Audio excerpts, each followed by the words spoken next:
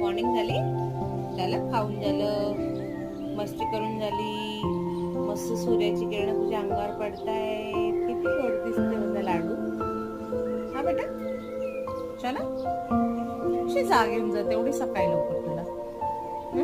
कोण उठवतो तुला? कुठे जायचं आता? कडे जम मारतो, मार जम. शो, आता तिथून मम्माला बघणार